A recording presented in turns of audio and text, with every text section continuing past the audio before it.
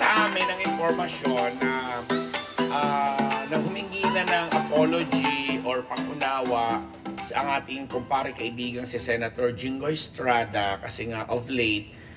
siya ang napuruhan ng mga nega comments, reactions, and impressions na rin na matatawag dahil nga sa naging yung pagpapakita niya na di umano kaangasan at yung pagmamatapang daw na wala sa lugar during that time na nagkaroon ng hearing ang Senado in aid of legislation para sa mga nag-complain or nagsumbong humihingi ng tulong na alam mo yung kahit paano mapadali ang proseso ng pagbibigay hustisya sa mga kasong sexual assaults, sex exploitation, harassment, etc. Anything na may kinalaman sa sexual item kasama ang rape, etc. ay dininig nga sa Senado sa pamumuno ng komite na pinamumunuan ni Senator Robin Padilla at yun nga sina Senator Jinggoy, Senator Bong Revilla at mga iba pang mga taga-industriya din na nakinig at nag-participate doon. So nakita nga ng lahat na parang naging west nga, naging korte na yung Senado dahil base sa mga pagtatanong na ginagawa ni Senator Jinggoy sa mga dumulog doon at mga inakusahan at mga biktima, parang naging west na raw siya o korte na parang kung hindi niya type yung mga naririnig niyang sagot, nagagalit siya, nagmamarkulyo to the point na gusto mag-walk out, etc. But klinaro po ito na may pinanggagalingan nga ang lahat dahil unang-una, syempre, bilang isang senador na medyo napipiko ng araw sa mga ganitong klase ng sumbong, may mga sarili din siyang grupo na nag-monitor and gumagawa ng research ng mga kaugnay na bagay sa loob at labas ng industriya na noon pa naman talaga talamak na nangyayari. Nagkataon lang na mayroong isang Sandro Mulak, may Gerald Santos na ngayon ay humihingi at sumisigaw ng katarungan at justisya laban doon sa mga perpetrators nila na gumawa sa kanila. Nagkataon lang din na si Jinggoy Estrada siguro sa kaparaanan niya ay alam mo yon, lumabas yung kanyang dunong at tapang sa paraan na sa tingin ng iba ay alam mo yon nagpapaandar, nag-grandstand or what. At ayon sa nakausap po namin at binaliwanag sa amin na humingi na nga daw po ng apology itong si Senator Jinggoy at sinasabing nauunawaan niya ang point of view ng mga tao kasi bilang nilagay daw niya yung sarili niya sa lugar ng nanonood or sa may katawan na nakikisimpatiya doon sa biktima dahil nabasa nila yung mga ano bang tawag natin doon yung statement na corroborative naman doon sa mga sinasabi rin ng mga nakuha nilang mga witnesses, etc. But the thing is, yun nga, inamin din niya na hindi naman nga talaga sila ang korte na dapat ay naglilitis sa ganun kasi nga in aid of legislation na tinatawag, sila lang yung parang nagpoproseso para mapadali, mapagaan at sa paraan ng pagiging balanse dapat ay lumabas yung katotohanan. Pero taliwas nga yung ganung nangyari dahil hindi ganun ang na-achieve. But inamin naman ni Senator Jinggoy na siyempre bilang isang mambabatas, kailangan pinapakita, nilalagyan din ng ngipin yung kaparaan, yung proseso na kung paano nilang itinataguyod or ginagawa ang mga ganong pag-iimbestiga. Yun nga lang, medyo siya talaga yung napuruhan and sumabay pa dito yung pagpapalabas ng isa o ilang grupo na di umano may political ano bang tawag doon sa hindi naman rivalry but may political intention na sirain siya. Dahil nga po yung video na sinasabi na kumalat kamakailan hinggil doon sa nakaalitan niya o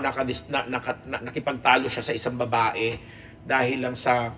basta lumang video na raw last April pa yata yun or what. Na ngayon lang uli nag-circulate sa social media dahil sinasabayan nga itong parang galit or inis ng taong bayan sa kanya ngayon dahil nga sa nagiging partisipasyon niya sa pagdinig na ginagawa sa mga humihingi ng tulong sa kasong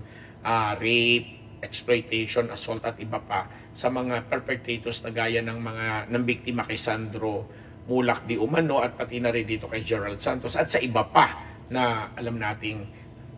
walang kakayahan o kapasidad na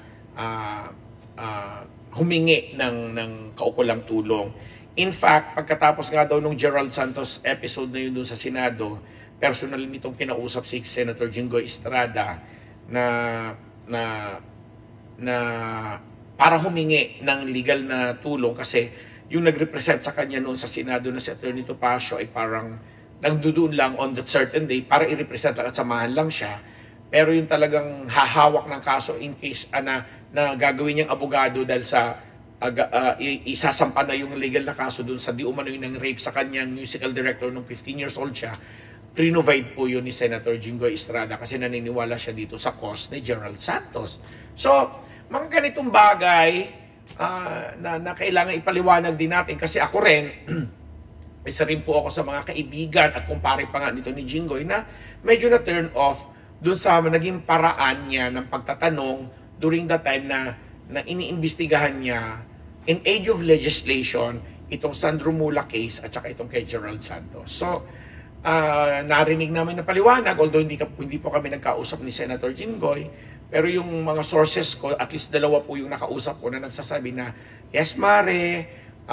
humingi siya ng pagpapaumanhin kung meron man siyang mga nasaktan sa kanyang mga, sa kilos niya, sa pusto. Kasi tinatawag kasi siyang mayabang at arogante, nagmamarunong mga ganun yung binato sa kanya. And kung mayroon man daw po naaangasa sa kanya, bigyan siya ng pangunawa kasi ganun talaga siya bilang isang mambabatas at bilang isang leader din na may pinaniniwalaan din ng mga prinsipyo. And on that note, yun na nga, hindi pa rin siya titigil, sinabi rin sa amin o nirelease sa amin ng aming dalawang sources na hindi pa rin titigil si Senator Jinggoy sa pagtulong sa mga ganung kaukulang proseso. But sa susunod daw ay talagang sisikapin na nilang balansehin kung paanong harapin ang mga issue na dapat ay pang Senado at pang Korte. Mga something like that. So yun lang, at least napaliwanag, nabigyan tayo ng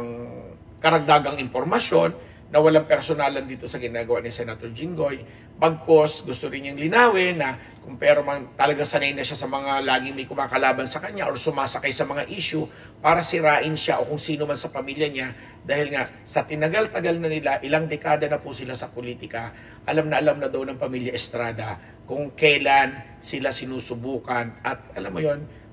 pilit na gustong ibagsak ng mga nakakalaban nila or kalaban or gustong kumalaban sa kanila sa politika. So in short, lahat ng ito ay binibigyan at nilalagyan ng kulay politika kasi first and foremost, mga political na tao po itong ating pinag-uusapan dito. Nagkataon lang na sa paggawa nila, pag-imbestiga nila ng mga kaso, syempre pa na pag-usapan at pipintasan ang mga gawain nila na dapat sa tingin ng bayan ay dapat binibigyan nila ng pansin. O yun lang yun. Maraming salamat po at sa aking dalawang sources dyan na kaibigan ko at kumare sa opisina ni Senator Jinggoy Estrada. Naniniwala naman ako sa paliwanag ninyo at sa binigay niyong impormasyon sa amin. At pakisabi na rin kay paring Jinggoy, ganun lang talaga ang buhay. Talagang sabi nga niya, kung sanay na siya, I'm sure sanay na rin siyang makatanggap din naman ng mga pagbabatikos at pagpupuri kung kailangan purihin. Thank you, and on that note, ako po ang inyong lingkod, Papa Ambera Balamat Nabus, nagpapasalamat.